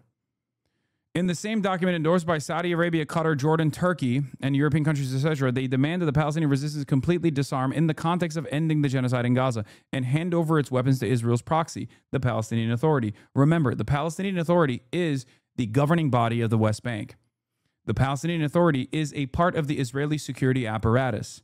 Make no mistake. Regardless of what Benjamin Netanyahu says now about the Palestinian Authority, claiming that it's actually also just like Hamas and that no statehood should ever exist for Palestinians and Palestine in general, the Palestinian Authority is functionally an arm of the Israeli security apparatus. They work in unison with the Israeli security apparatus. They are the second least popular entity amongst Palestinians in the region. Obviously, the number one is Israel. There is no reference, of course, to the entity committing genocide and disarming. On the contrary, all this is meant to ensure the security of the genocidal settler colony and leave its victims totally defenseless. In other words, they make ending the genocide conditional on Israel achieving its goals. Make no mistake. While this is a step in the right direction, I have also stated that this is completely ridiculous. It's only a matter of impact due to how little especially these Western European states have offered recognition to Palestinians and Palestine as a nation state. But it's definitely too little too late. And not only is it too little too late, but it's a bait and switch. Yeah, The Onion on October 10th, 2023, New York Times issues apology for reporting Palestinian deaths. 3 days after October 7, mind you. And here it is, the New York Times literally issuing an apology for reporting Palestinian deaths. The reason why they're engaging in this this newfound recognition is because they need to soothe the interest of the masses. It has gotten to a point where people are understandably, unimaginably angry and resentful. They have destroyed all notion of the democratic process. Okay? The issue of Israel's genocide being committed with Western weapons is at the heart of the main contradiction that liberal democracies never want you to address. Overwhelming majorities of the public want this to be ended. Overwhelming majorities of the public kind of understand their government's involvement in this process, and yet the politicians themselves refuse to acknowledge it and refuse to do something about it when they have all of the power in the world to stop it. Yes, as friend of the show Felix Biederman has stated, this is like a preemptive land acknowledgement. That is what they're doing. They're offering a preemptive land acknowledgement here. Anyone who has continued to defend Israel at this point, regardless of how they're engaging in this defense, maybe they're saying Israel's doing something bad and it's up, but also the other side is way worse and we have to let Israel continue doing this, you know, is a monstrous piece of shit. It is an increasingly smaller and smaller audience that is demanding this kind of commentary. They will be forever remembered as the Holocaust deniers that they are. They will have participated. When the dust is settled, everyone will know that they have participated in defending and continuing the modern day Holocaust that we have all seen with our own two eyes. Some, as the walls are closing in, refuse to reckon with that reality. They continue to double down, triple down. Others, at least, okay, they realize that the attitude has swung dramatically in the direction of opposing this genocide. So they just know better and they shut the up. But for the Ethan Kleins and the Destinies and the Brett Stevenses at the New York Times of the world, they continue to defend Israel's genocide because they're just stuck. They're unable to recognize, I guess, that they should most likely keep quiet at this point, to shut the up. Even the Asmengolds of the world recognize the situation is untenable. And even they, from what I understand, every now and then keep railing against Israel. What I urge people, you mean they should shut the up as a function of self-preservation? I think they shouldn't shut the up. I think they should be yelling loudly every single day for Israel to stop and to say they were wrong. That is the right thing to do. And there will still be plenty of people who will remember all of the child murder that they actively advocated for. Okay? This should be a moment of repentance, but I understand the situation in front of us. I get it. I recognize it. Okay? So I understand that for public pressure to mount and to continue, there is need for those who have kept quiet, who have actually defended Israel initially, to come out and unconditionally offer support to the Palestinian victims of this Holocaust. Okay? We can figure out what people's previous positions were later. I won't forget. And I know plenty of you will never forget either. And it's totally understandable that you don't. But at this stage, every single person, regardless of how much they dick rode Israel initially, should be screaming bloody murder. Okay? And if they don't because their conscience shifted, they should be doing it out of self-preservation. For Dropsite News, I investigated the information warfare specialist, including a Columbia teacher who helped dismantle Gaza's aid network, install the militarized GHF, and spin the narrative around famine and the daily massacre of starving Palestinians. The Information Warfare Consortium shaping the Gaza Holocaust Foundation's PR offensive. Bro, I'm over here talking about an ongoing Holocaust, and it's like, were you not invited to this AMP pool party? What the f are you talking about, chatter? Are you okay? Is your brain all right? Guess where that teacher worked before Columbia? Jennifer Counter of the Gaza Human Starvation Foundation is also a senior fellow at the Atlantic Council, another entity that Ethan Klein loves and has propped up as defending Palestinians. Huh, interesting. But why were you very harsh with Jon Stewart yesterday? Those people are way worse than him, bro. We should team Nicholas Fuentes on this topic. I don't care. The enemy is my enemy is temporarily my friend. First of all, Nicholas Fuentes. And secondly, the reason why I'm harsh with Jon Stewart is because I know Jon Stewart has a much more radical position. And people should be bold. People should be unafraid to be bold in this circumstance. Just like AOC. I wasn't against Jon Stewart. I just wish that Jon Stewart would be more aggressive in his commentary because the moment demands it. Because when people like Jon Stewart start talking like myself, then that gives permission for others to also come out and have harsh statements that are a necessity at this point. Also, fuck Nicholas Fuentes once again. Like, get the out of here. The reason why I'm critical of someone like Jon Stewart is the same reason why I'm critical of someone like Bernie Sanders and the same reason why I'm critical of someone like AOC. The moment requires these people to be more aggressive in their stances.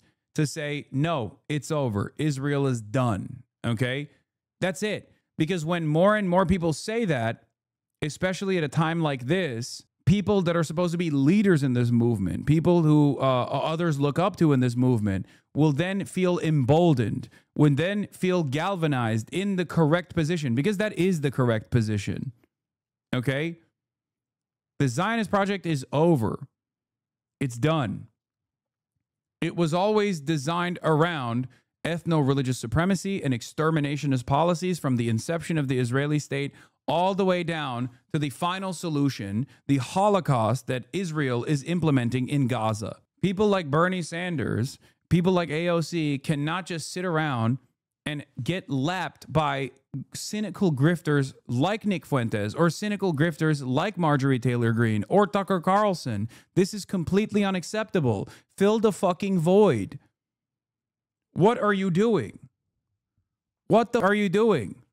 People feel very comfortable taking popular ownership of legal concepts like free speech and due process and murder, but when it comes to the Jewish state announcing and then committing a genocide, all of a sudden it's for the experts only. Here's Bernie Sanders' take that was frustrating to hear once again. Bernie Sanders, talking to CNN, had this to say. The point yet where you would call what's happening in Gaza a genocide? You can use whatever word you want. But Marjorie Taylor Greene is saying that she's the first Republican to go there. I'm sorry. Yeah. Look, genocide is a legal term. What is going on now clearly is absolutely horrific. 60,000 people dead and 140,000 who have been wounded. But the important point is not what you call it. It is horror. And I think the whole world knows that. The answer is, what the hell do we do about it?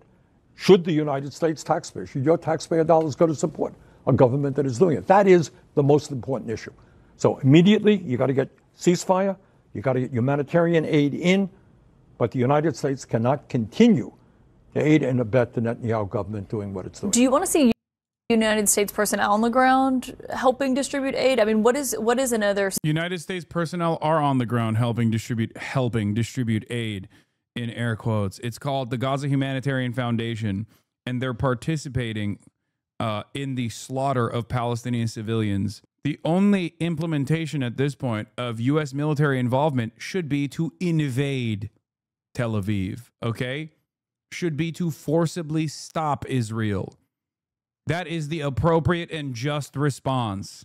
It will never happen, obviously, because Israel's actions are directly in line with America's interests in the region, something that I keep responding to over and over again, something that I keep repeating over and over again, and it would never get to that point regardless, because all it would take is one phone call, okay? To that point. That's why BDS is the most peaceful solution to stop Israel from behaving this way. The Financial Times, unless the Israeli government agrees to an immediate end to the war and a surge of aid into Gaza, Western countries should be sanctioning Netanyahu and his government. Yeah. And if Israel chooses not to stop, then they should invade. Okay? That's how this works. You either have a pressure campaign, you either have a pressure campaign and you have a boycott, divestments, and sanctions that are implemented against the state of Israel, and that you have Western nations cut ties with Israel, and the fear of those ties being cut for Israel is enough for them to stop doing what they're doing, Or if they continue doing it, then you invade. It's that simple. It is that simple. Okay? We invaded Nazi Germany.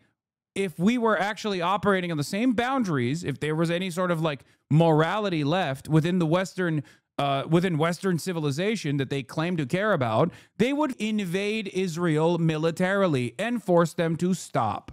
Am I misremembering, or were you hesitant to do BDS initially? No, you're misremembering. I've never been hesitant to do BDS. Bernie did mention stopping arms shipments. Honestly, that's just being realistic. No. What is realistic is not what Bernie says. What is realistic is that mentioning the stoppage of arms shipments, both defensive and offensive, is only a realistic possibility if the likes of Bernie Sanders are actually saying we have to cut all ties to Israel right now. All ties, all economic ties. We have to do a sanctions package that no one has ever seen before. A sanctions package that resembles Russia's sanctions package. That's what Bernie should be saying, so that average politicians that are on the center on this issue, even though there is no both sides of genocide, should come to terms with that idea. The position that Bernie has had since 2016, or even far before that, which is to cut off weapons transfers to Israel. It would never get to that point anyway, which is why I keep saying all it takes is a phone call.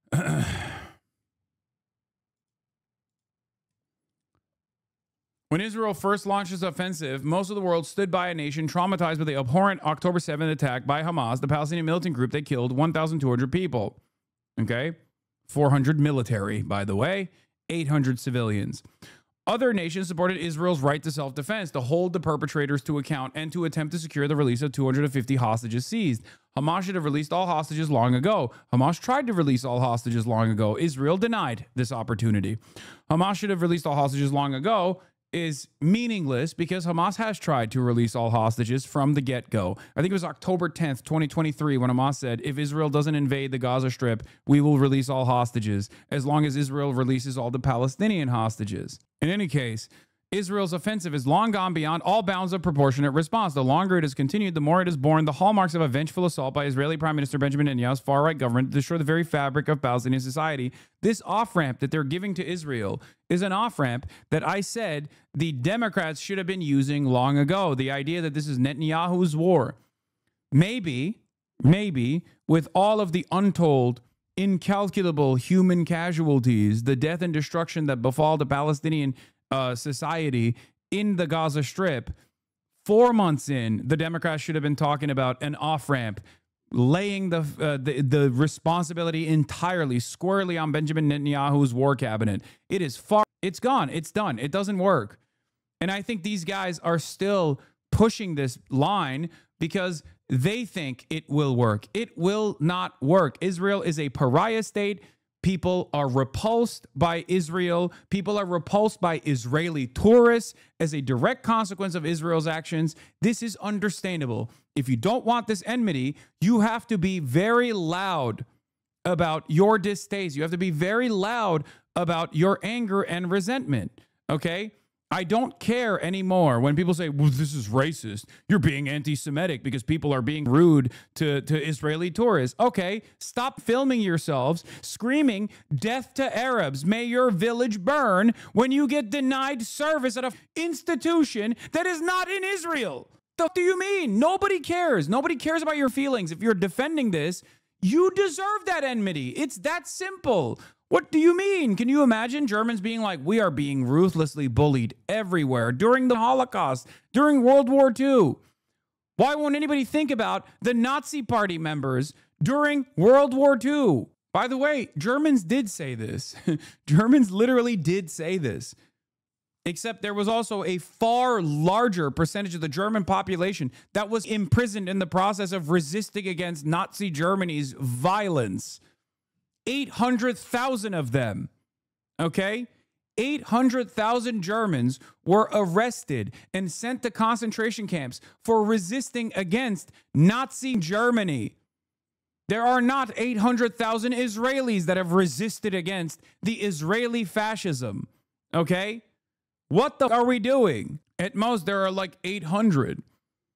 Half of them are in this chat every day. Anti-Zionist Jews living in Israel. Anyway, yes, I saw pieces of the Majority Report's interview with the Israeli conscientious objector who literally criticized AOC on the Majority Report and was like, what are you doing with this defensive weapons bullshit? Everyone in Israeli society understands that as long as America is committed to the defense of Israel, Israel gets to be as violent as it wants. That lives in Israel, okay? That lives in Tel Aviv. He's the one saying it's bullshit. This defensive weapons nonsense is bullshit. What are we talking about? The pattern is repeated on a lesser scale in the occupied West Bank. Israeli military operations and Jewish settler violence have forced thousands from their homes. A small but increasing number of genocide scholars are concluding that Israeli actions in Gaza amount to genocide. On Monday, B'Tselem, a respected Israeli rights group, reached the same verdict.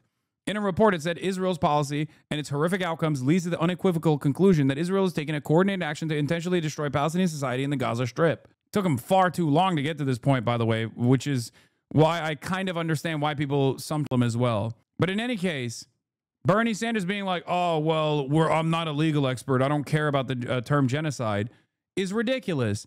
As Dylan Saba correctly points to, he says, people feel very comfortable taking popular ownership of legal concepts like free speech and due process and murder, but when it comes to the Jewish state announcing and then committing genocide, all of a sudden it's for the experts only. This is genocide denialism. Dylan Saba is Jewish. This is genocide denialism, and it's inarguably rooted in Jewish supremacy. I remember in 2021 when he berated us for using the term apartheid. Sanders is a pattern of racist tone policing, but it's more dangerous here because the horror is not a punishable crime. Genocide is. Someone like Bernie Sanders, as I've talked with Noah Colwyn over and over again about this issue, okay? Someone like Bernie Sanders is supposed to be a leader here, okay? What is this? Someone like Bernie Sanders is supposed to be a leader here. He's supposed to be, as the most popular Jewish politician in the country, he is supposed to be like, he's supposed to be saying like, I'm Jewish. This is a genocide. It's not being committed in my name. It's ridiculous. We have to literally stop all ties with Israel tomorrow. You are supposed to be the tip of the spear. That is my expectation, okay? You cannot be a liberal Zionist. What is this? Someone sent this to me. Genuinely cannot believe how dumb Hasan Piker haters are. For those of you who do not know who that is, this is Hasan Piker. He is a progressive socialist Twitch streamer who is very popular. And he has a lot of haters who are absolute mouth breathers. To be clear, I'm talking about right now. I don't consider people who root their dislike of Hasan Piker in reasonable and intellectually honest disagreement of his work and behavior to be Hasan haters. No. Real deal Hasan haters who cite childish NPC reasons of disliking him will shock you with how dumb they are. Here's an example. I often make videos about my friend Hasan, pictured here. Him and his family live in the Gaza Strip, which is currently experiencing IPC Stage 5, which entails catastrophic levels of food insecurity and famine, all at the hands of the IOF, and I am helping direct contributions to their GFM campaign. Every single time, without fail, multiple peoples in at least one of my comment sections will comment something to the effect of, isn't Hasan Piker a millionaire Twitch streamer? Why would anyone donate money to him? Ha, so much for socialism. I think this has to be bots, right? It can't be just like people who are NPCs and behaving like bots. It's got to be like, whenever there is a mention of my name, there's got to be some bots that write like the same preconceived nonsense. I would be shocked if they were only just bots, because that doesn't make any sense.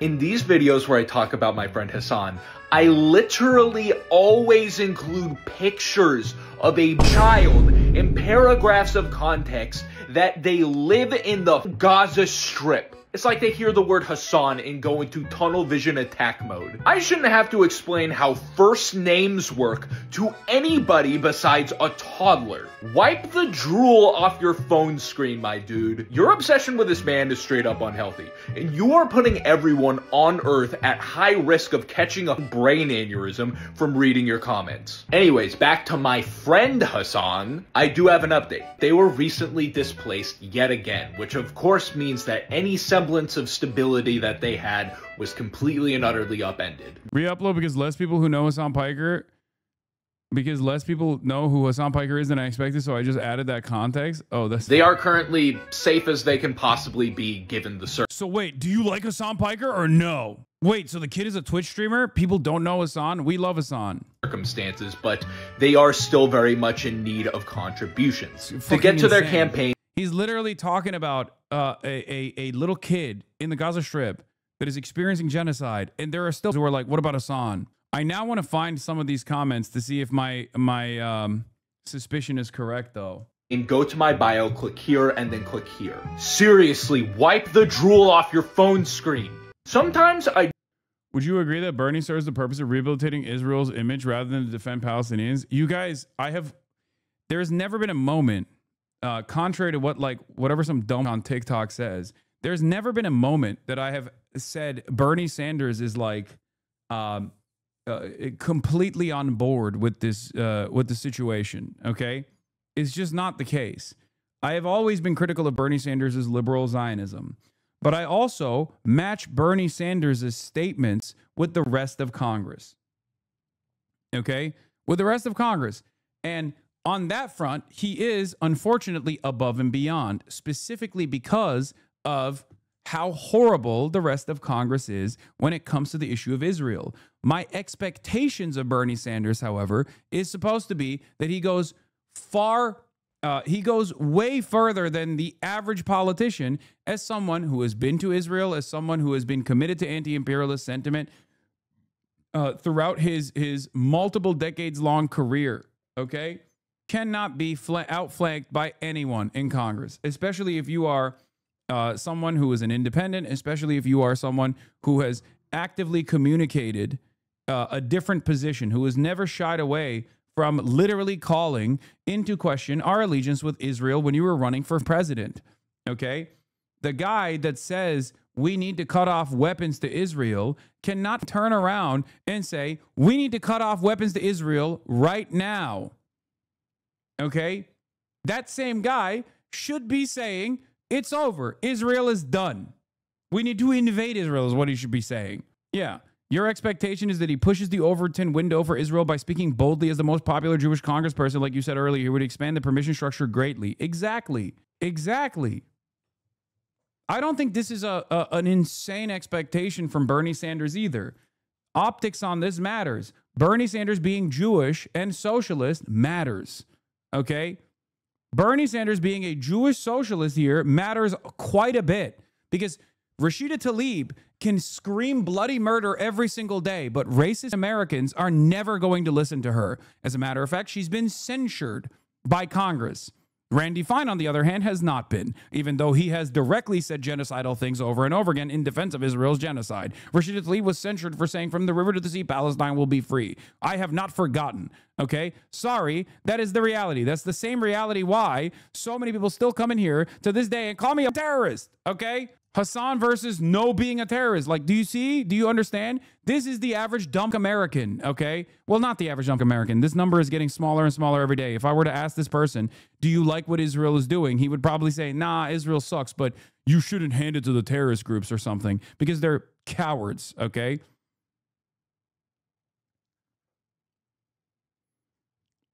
Phantom Hammer Murderer, do you like what Israel is doing? Have you taken Israel's dick out of your mouth? A year ago, these guys would say, Israel's in the right. I hope they crater Gaza. Now, even these guys say, I don't really like what Israel's doing, but you love terrorism. Why is AOC not on the list? She is. The 10 members of Congress calling Israel's genocide in Gaza a genocide. Rashida Tlaib, Alexandria Ocasio-Cortez, Ilhan Omar, Ayanna Pressley, Summer Lee, Al Green, Delia Ramirez, Bonnie Watson-Coleman, John Garamendi, and Marjorie Taylor fucking Greene. I'm surprised Tom Massey is not on there. Yeah, Greg Kazar also not on there. Incredibly disappointing. He's the head of the Progressive Caucus. It's over. AOC cannot figure out which side she's on. No. That's the worst. AOC's positions do not make sense. Do you understand? Because she has called it a genocide long before many members of Congress ever did, with the exception of some on this list. Okay? She's called it a genocide already, which makes her recent statements about defensive weapons to Israel even dumber. if you think that a supposed ally is committing a genocide, you can't advocate to give them defensive weapons. You can't advocate to give them anything. It doesn't make sense. Dude, that Phantom Hammer murderer only follows you. They're such a loser. They made an account just to harass you. Wait, they haven't responded, though. I asked one question and they buckled. Even though they created the sock account exclusively to follow me. We haven't heard from them since, sadly enough. Wonder why. Wonder why they quieted down. Anyway, but yeah, the Bernie position is ridiculous. He knows better. He should know better. He should be on the forefront of this conversation, especially as things have moved in his direction.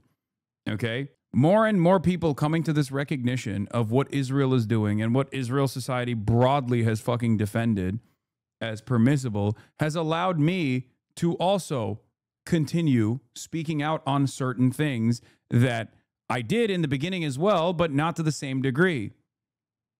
Okay? If your goal is to stop this bloodshed, if your goal is to stop this violence, you have to be a leader in this movement. You have to recognize that as discourse moves, it can continue moving unless you think that's the only thing you want, unless you think that, we just want to stop some weapons going to Israel.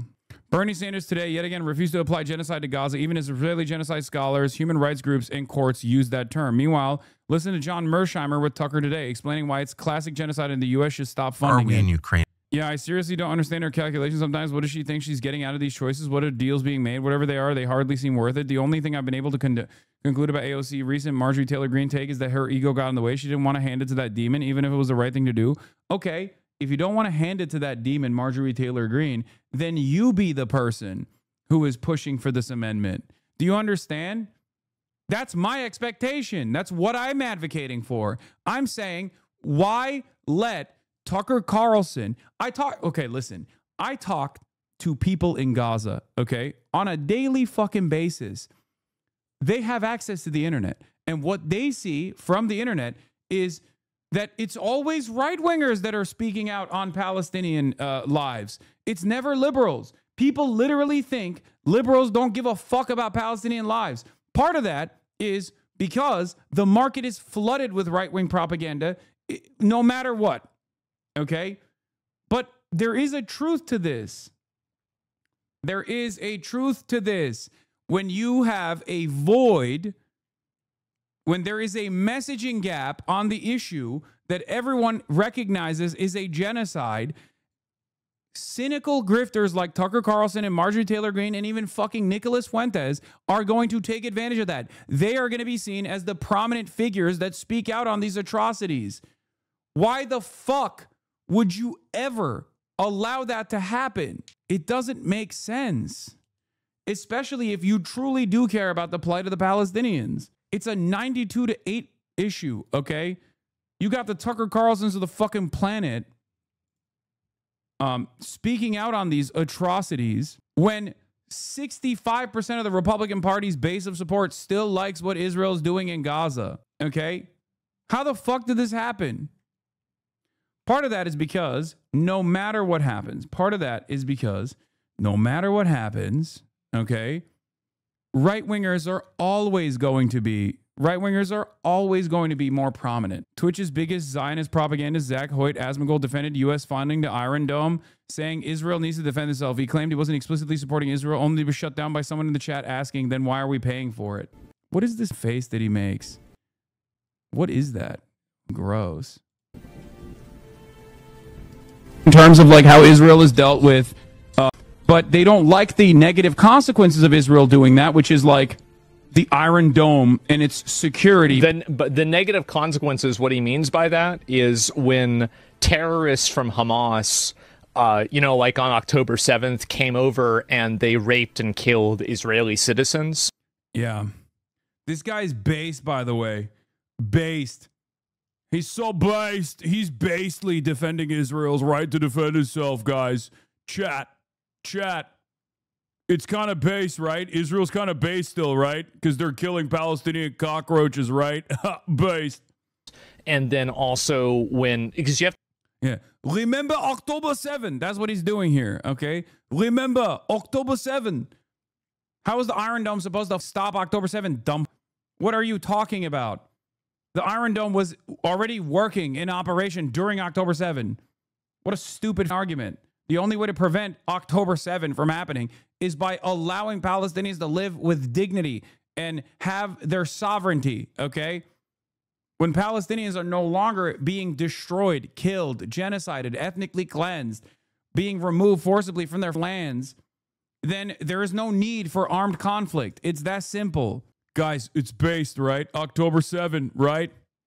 Netanyahu can my wife. I'm based, though. Remember, like, why does Israel have the Iron Dome?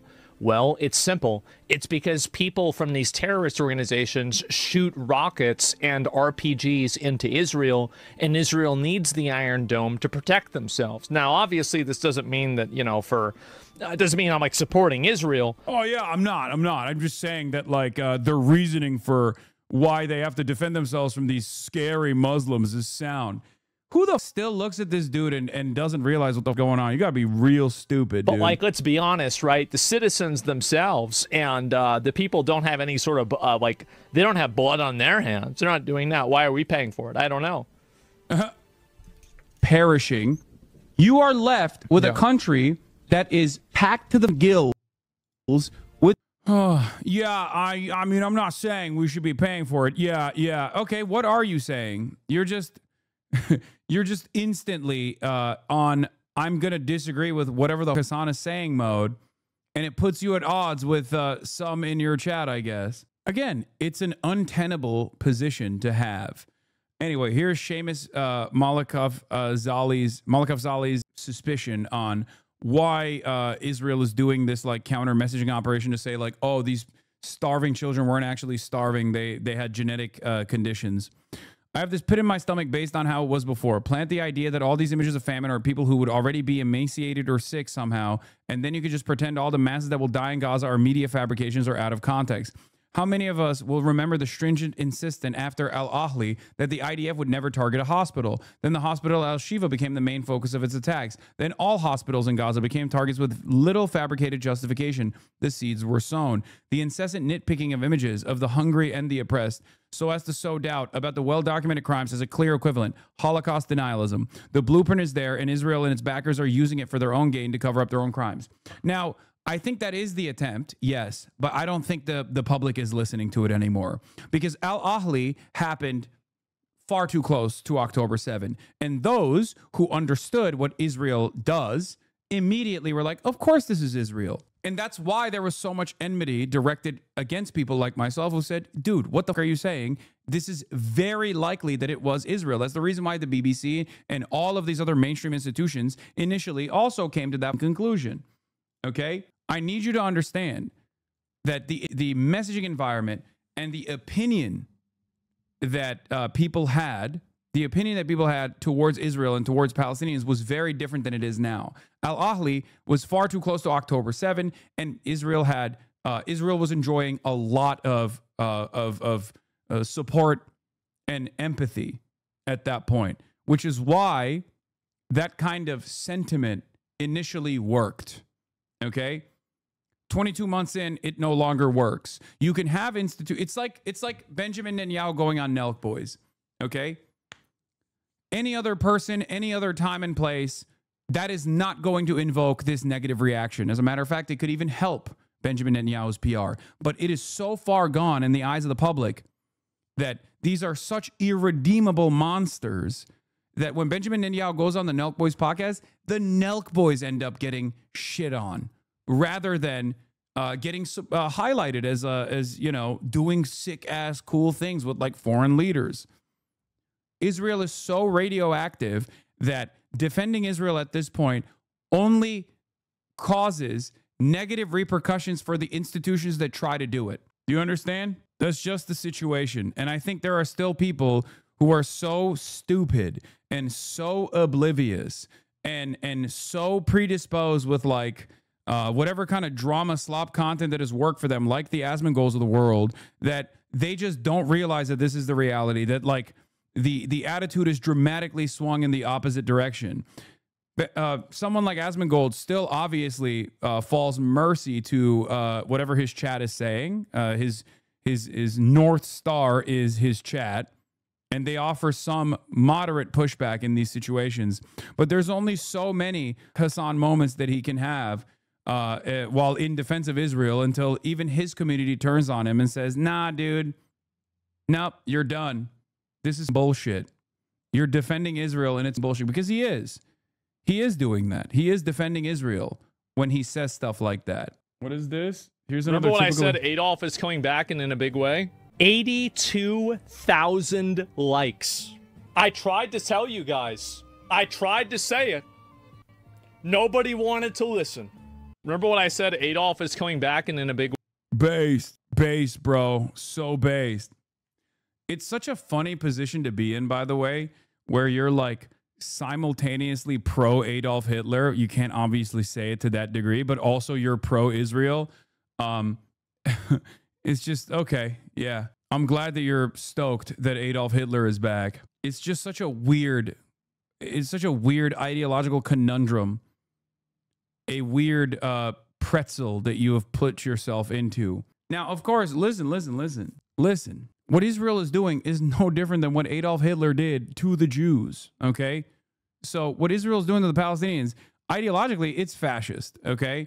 And there are actual neo-Nazis that understand this reality and defend Israel on those boundaries. Richard Spencer comes to mind. Well, this time, Hasan, the problem is the Muslims. Yeah, exactly. A reminder that the editors of the New York Times refused to issue a correction on Screams Without Words, even after 50 tenured journalism professors implored them to do so.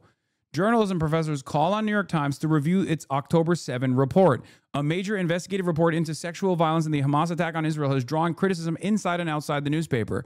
Remember, people tried to say I was a rape denialist to this day, because I said the New York Times' own internal reporting on the matter showed that they did not abide by the editorial standards. This was in 2024, April 29th, 2024.